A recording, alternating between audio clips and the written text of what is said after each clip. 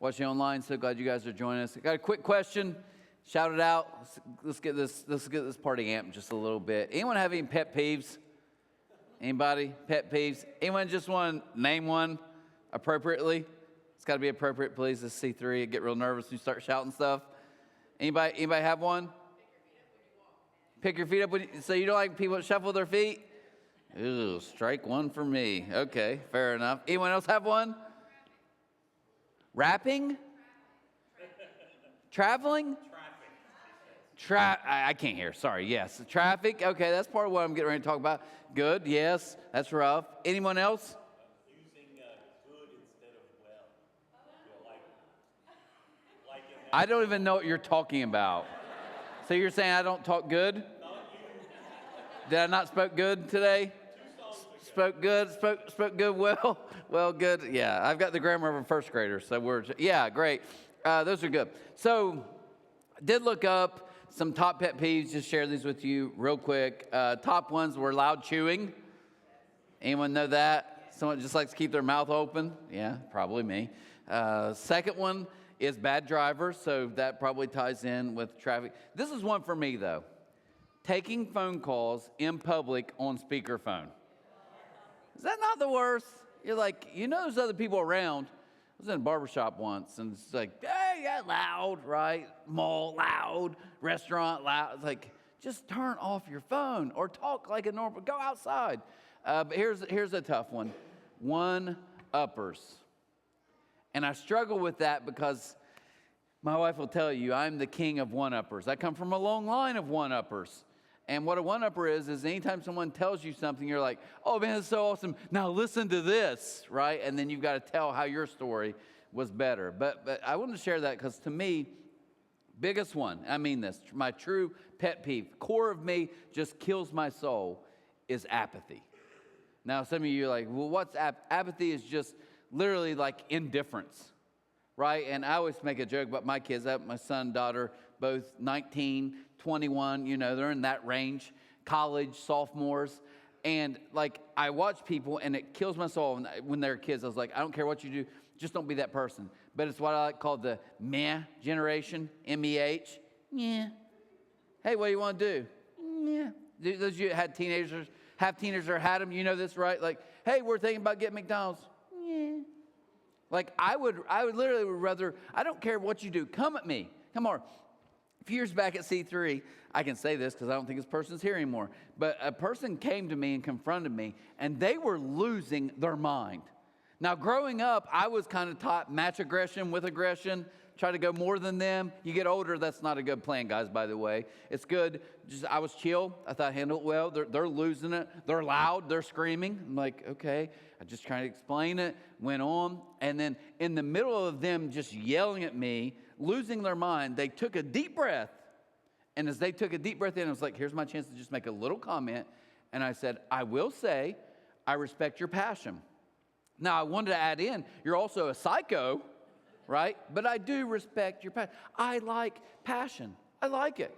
Even if someone comes at me, I like that at least you're not like, eh, right? We went to my son's football game yesterday at University of Pikeville, and I got there late. I had to be at another game, so I'm flying to get there. I'm like, 5-10 minutes late. So my wife and my daughter were already there.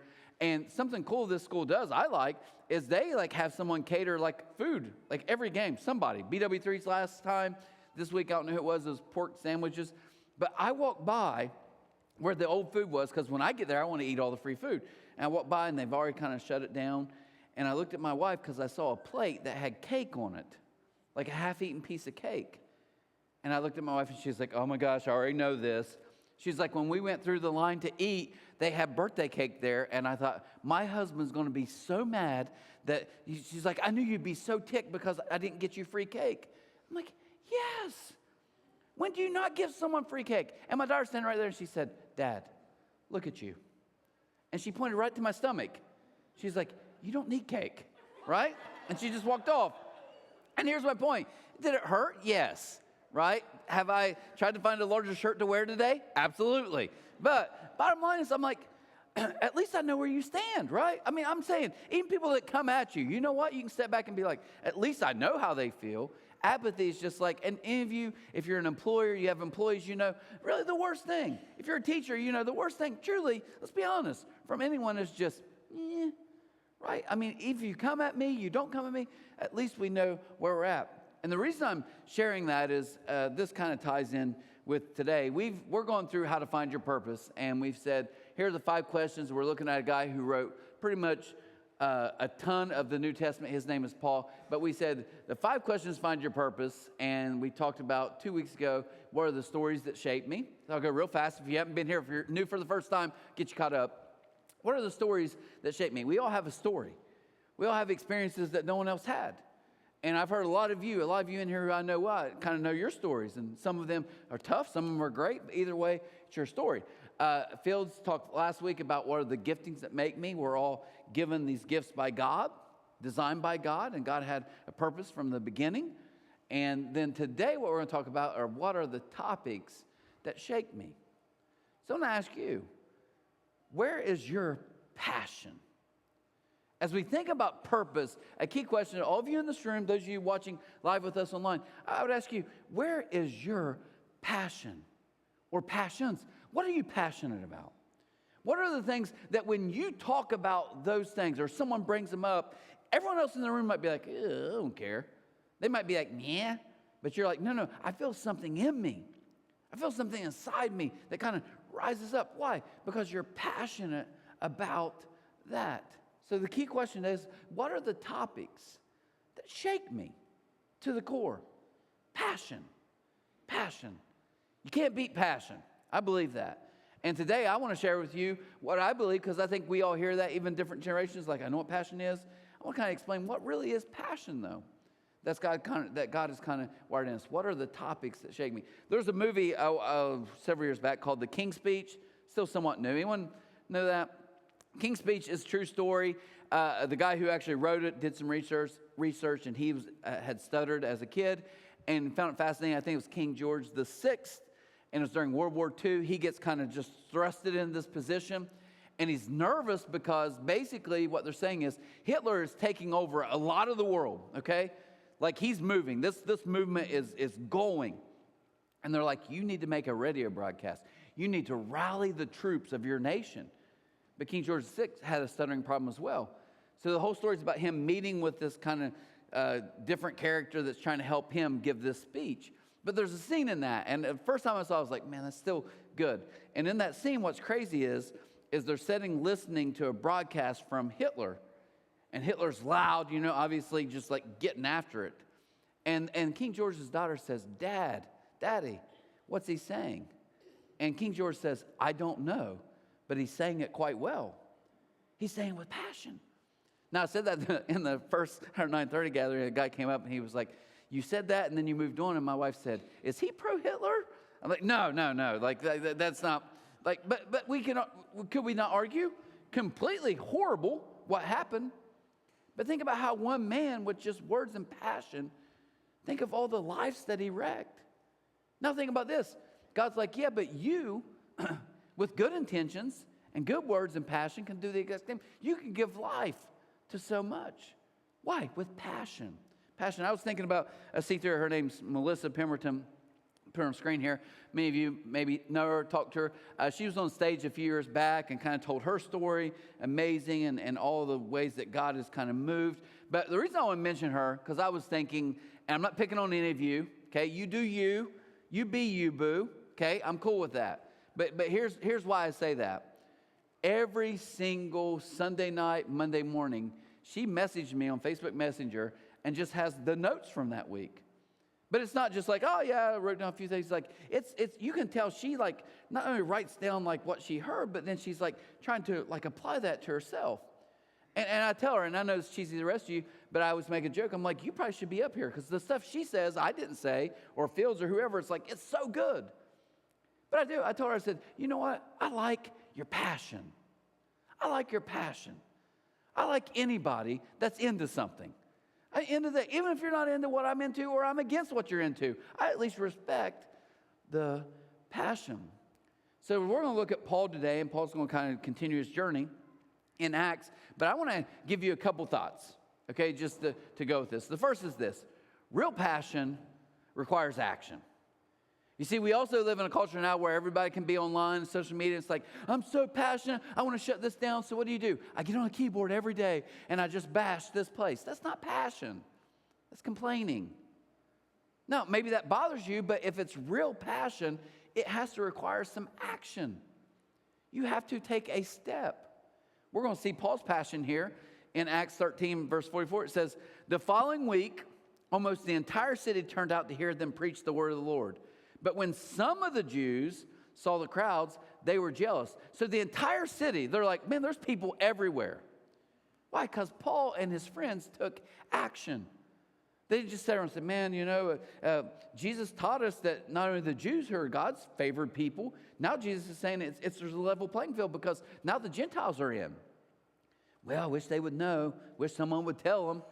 Wish we could say something. No, it says they took action. They did something about what they were passionate about. It was so big, the crowds got jealous, so they slandered Paul and argued against. So people are literally rioting. They're rioting at what he said. When Paul went somewhere with a group of people, there was usually a riot.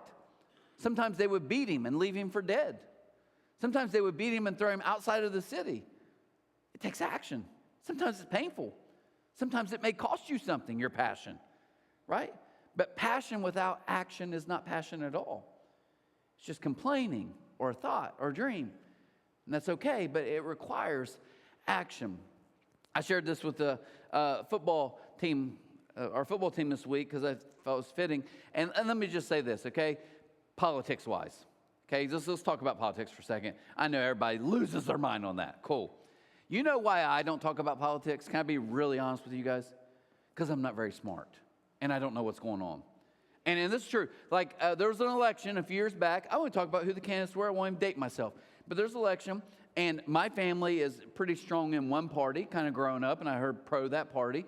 My wife and her family, amazing family, they're very strong in the other party. So as a civilized, somewhat intelligent grown man, I was like, you know what I'm going to do? I'm going to pretend like I don't know either side. I'm going to watch these two candidates in a debate. I'm going to research them. I'm going to try to do this the right way and not be like, I'm them. I just want to be, who's the best person that makes sense to me? So I sat down for the first debate, and I was like, here we go. I wasn't taking notes, but I was locked in. They started talking about 5 minutes in, and I'm like, I don't know the words they're talking about. And it hit me. I'm not smart enough to argue politics. Maybe all of you guys are. But here's the thing. If you remember just a while back, Ukraine was getting attacked by Russia, right? They had predicted that literally the capital city of the Ukraine would be taken over, they're saying max 2 weeks, maybe a week. So because the president of Ukraine, who I think was actually an ex-comedian, another story, he's sitting there and they're like, you know what, you're in the capital. If you stay there, you literally are going to be obliterated. Like, they're going to destroy the capital. They're going to take over your country. This is all going to happen. So United States is kind of a peace treaty. They offered and said, hey, we'll get you out of there. This is what the president said. You guys remember this not too long ago, right?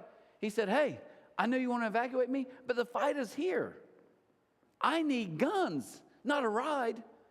Now, this was pretty strategic. He made that statement publicly because he wanted the whole country to hear, I ain't going anywhere.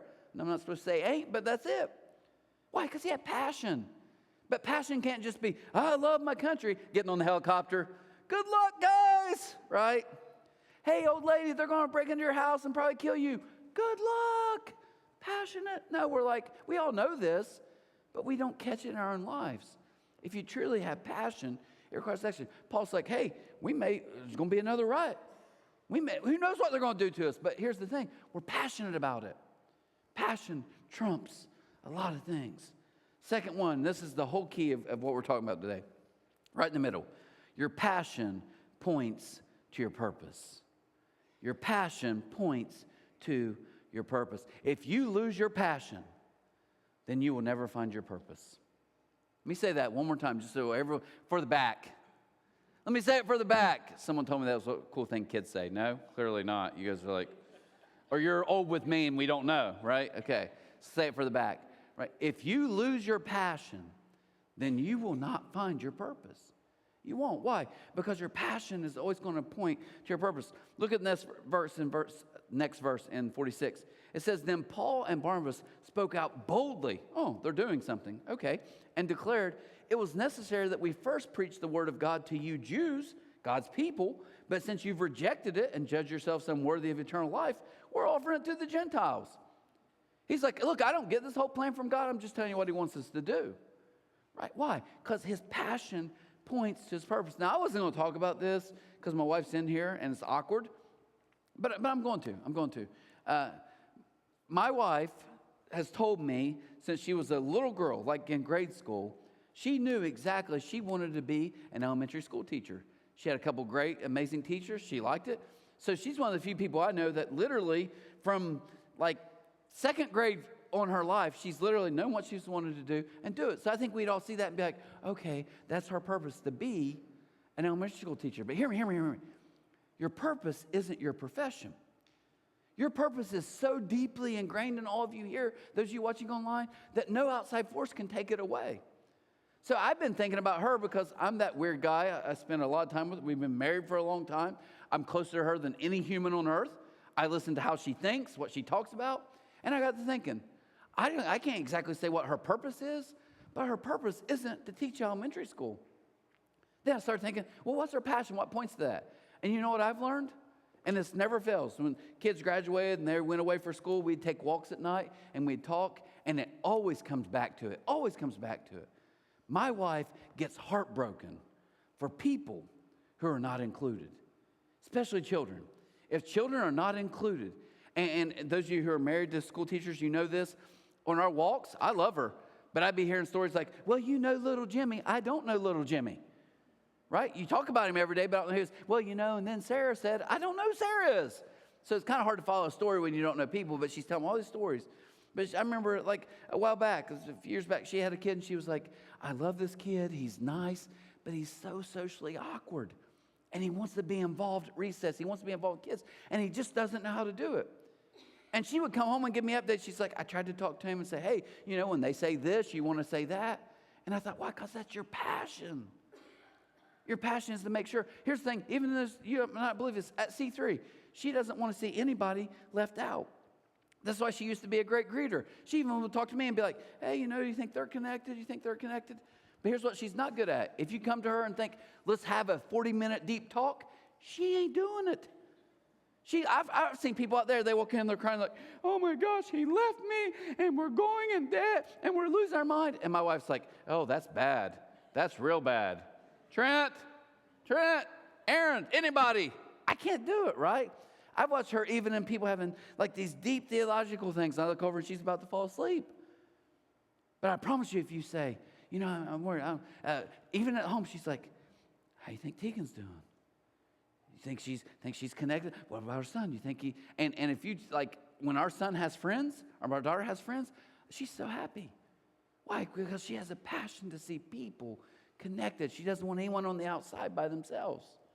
Across the board. Your passion points to your purpose. Continue on, next verse 47. It says, Paul's going to say his purpose here. I think it's his life purpose. He said, for the Lord gave us this command when he said, I have made you a light to the Gentiles to bring salvation to the farthest corners of the earth. When the Gentiles heard this, they were very glad and thanked the Lord for his message. And all who were chosen for eternal life became believers. So the Lord's message spread throughout the... What's Paul saying? He's like, I think commanded by God, I think it's my life purpose, is for me to be good news to a group of people that didn't have good news. That's his life purpose. That's a pretty good one, right? Now, you say, Paul, you need to be a pastor to do it. No, I don't. Well, Paul, you need to make sure churches can... No, I don't need that. I can do this every single day of my life. Why? Because your purpose isn't your profession either. But your passion will always point to that. Last one. God calls you to what bothers you. Now, I got to preface this a little bit, okay? What bothers you, and hear me, okay? What bothers you is usually a kind of a warning sign that God's kind of showing you, hey, this is probably how I designed you. What bothers you? But what you're going to learn, what Paul's going to share in this little bit of 2 Corinthians is he's going to say, but this comes with a cost. If you want to pursue your purpose and lean into your passion, listen to me, hear me out. It's not cheap. It's not free. It's going to cost you something. This is what Paul said. They're kind of arguing like, we don't even know if you're the best speaker, and we don't even really know if you're an apostle. And he's like, okay, maybe not. But let me tell you what this has cost me. This is so good, 2 Corinthians 11. He says, 5 different times the Jewish leaders gave me 39 lashes. Why 39? Under Roman law, 40 could kill a person. I don't know how they measured that, how they figured it out, but 40 lashes on your back could kill you. So they're like 39, if you die, you're just weak. But if you hit someone 40 times and they die, it would be murder according to the Roman law. So he says 5 times they took me to the brink of death. Check this out. 3 times I was beaten with rods. Once I was stoned. Some of you are like, okay, now I'm back in. No, not that kind of stoned. Not what just got legalized. He means literally someone just piled rocks. They threw rocks to kill me and left me for dead. It's going to cost you. He keeps going. I like it. He's really flexing here.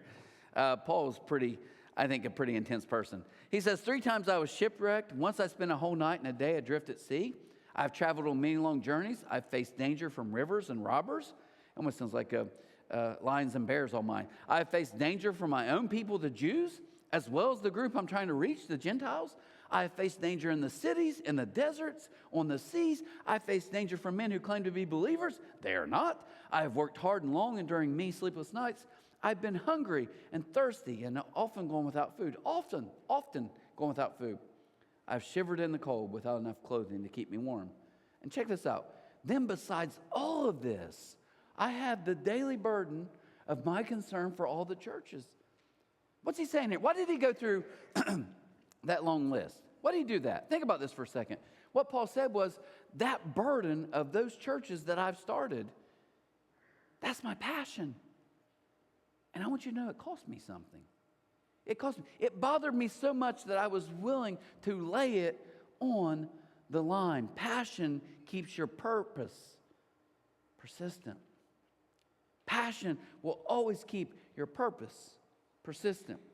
Now, I know that the teenagers are in there, most of them. Some of you are out here. I hope you're old enough to hear this. If you're a young kid, better hold their ears. I'm not going to go that crazy, but I'm going to be honest with you guys.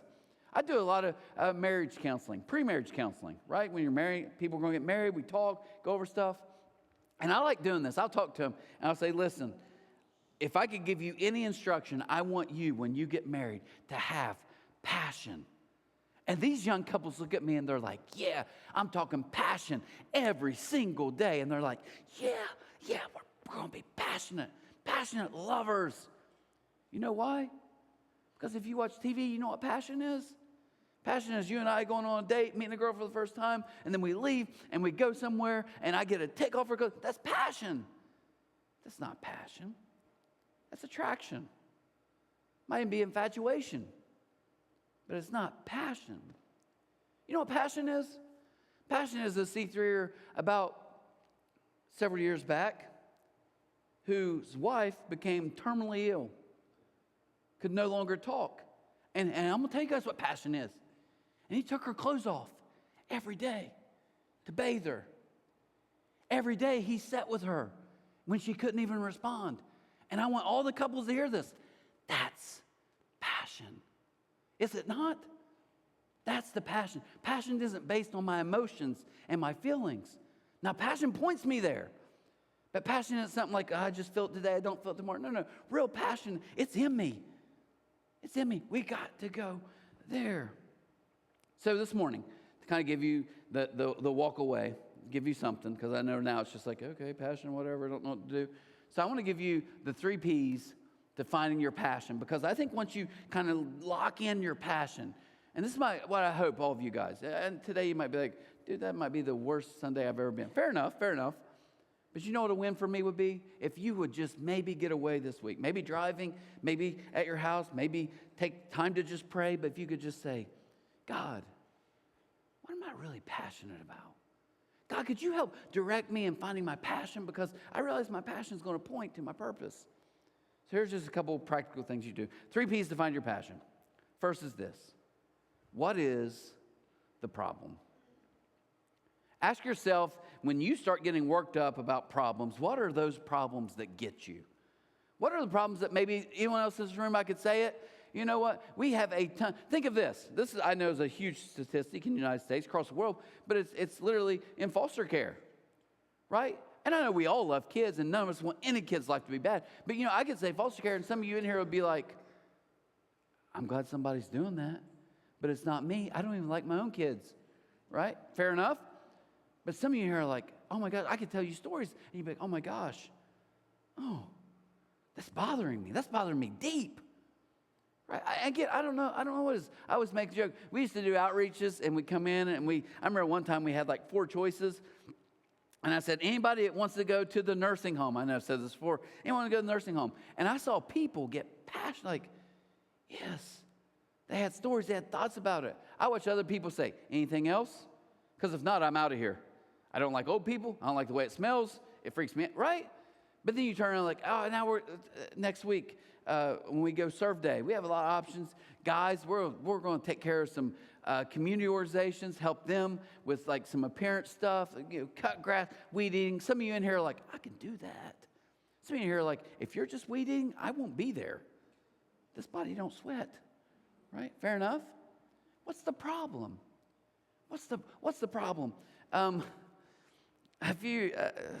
What's this been? Maybe 8-9 years ago, a friend of mine who I consider probably a key mentor in my life.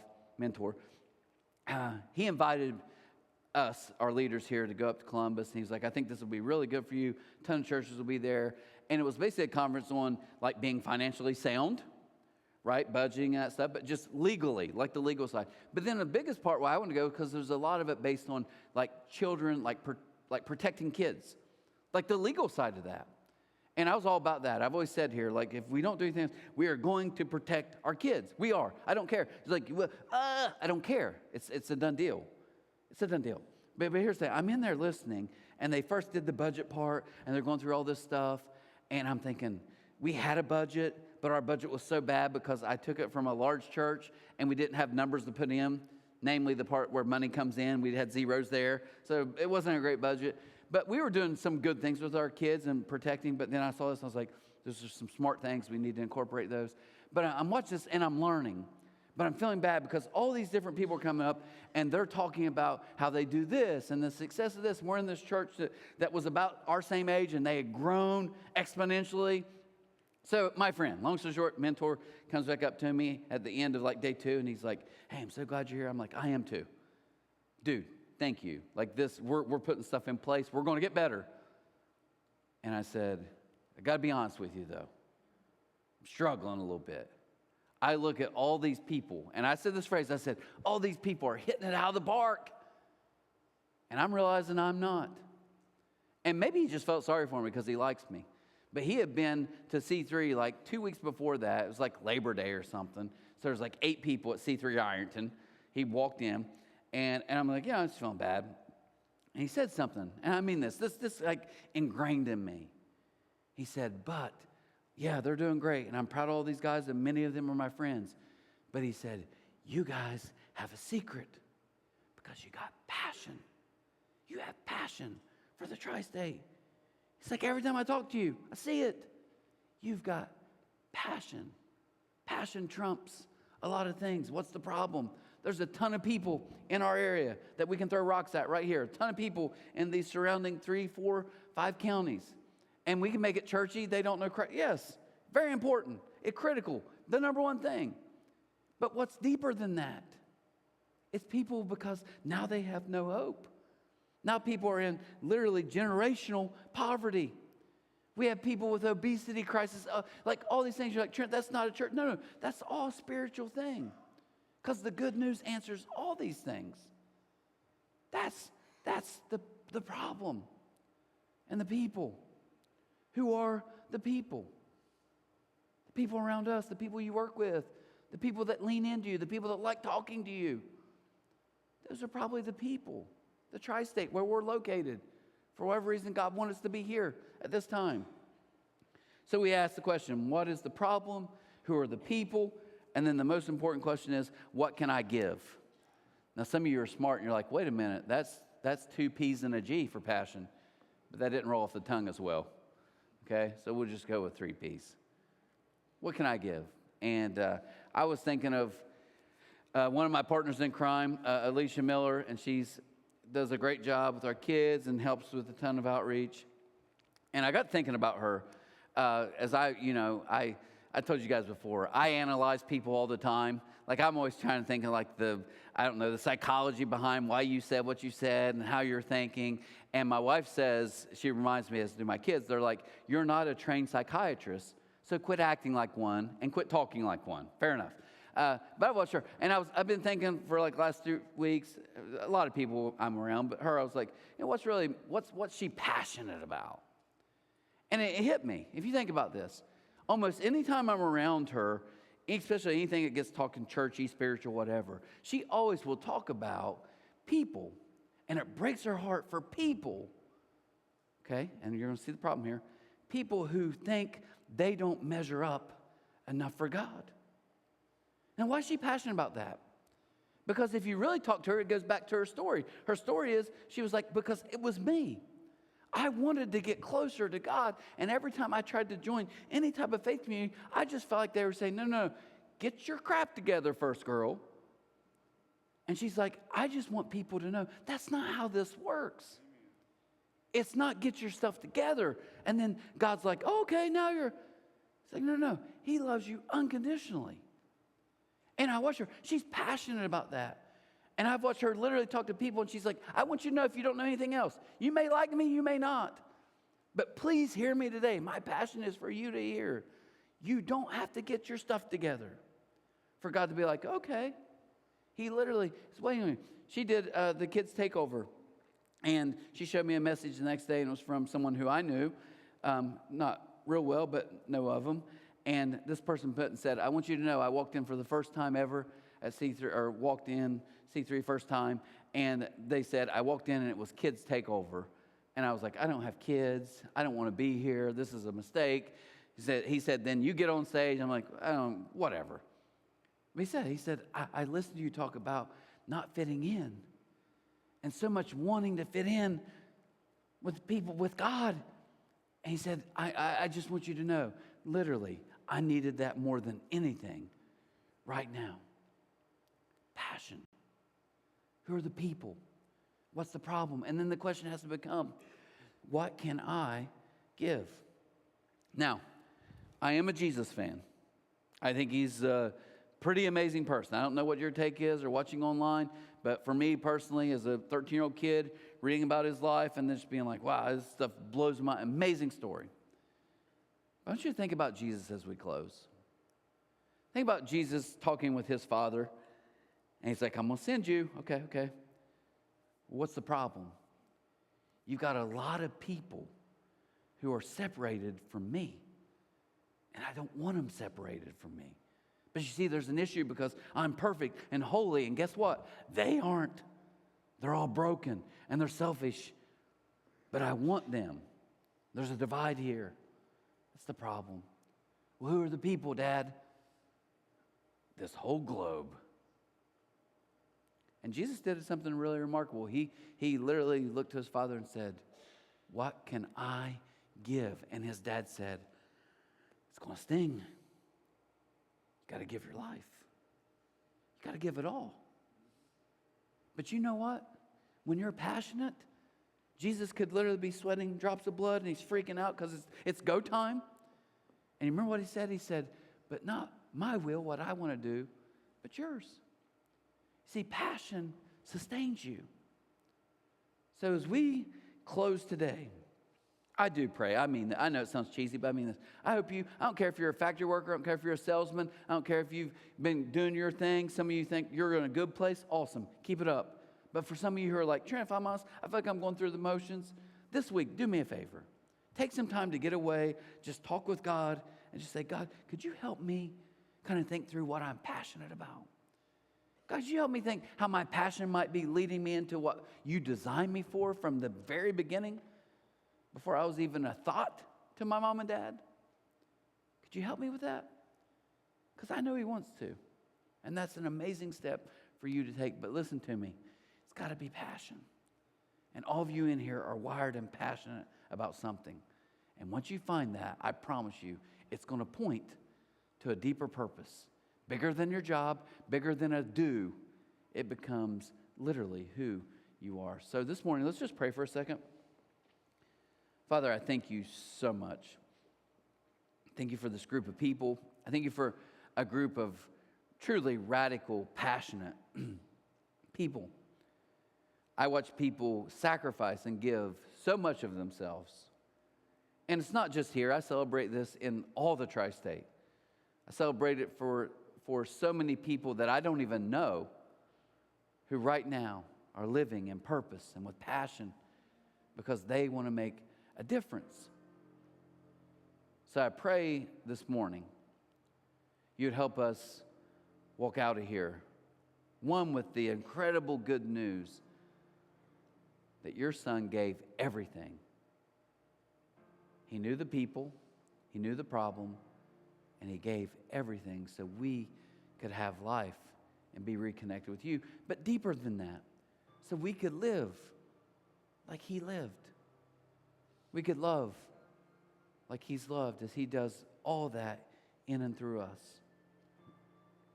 I pray specifically that we can maybe take some time to get away this week and just talk with you and say, what am I passionate about? And if you know your passion and we know our passion, then God, I pray they take the next step and say, okay, then how does that point to my purpose? What's the problem? Who are the people? What can I give? And we thank you today as we leave that we're reminded that you, in the ultimate sign of passion, gave it all so that we could be made right with you. Thank you for that gift. I pray today for someone in this room or someone watching online that doesn't know that love, that today would be the first day they'd take that step by simply just, wherever they're at, praying something like this: Jesus, I know I'm a mess. I know I'm broken. But I'm asking you this morning to forgive me, save me, so I can be right with you and I can be right with others. Now empower me, live through me, work through me, so I can live the life you created me to live. Father, I pray that you give those people boldness to reach out, to find us so we can help them take some steps on that journey. And above all, we thank you that you gave all for us. Passion. Passion. Thank you for your passion for us as your kids. We ask these things in your name, and amen. Guys, I'd love to see you back tonight at 6. Great Pie is going to be catering. If not, we'll see you next week for week 5 at Find Your Purpose. Take care.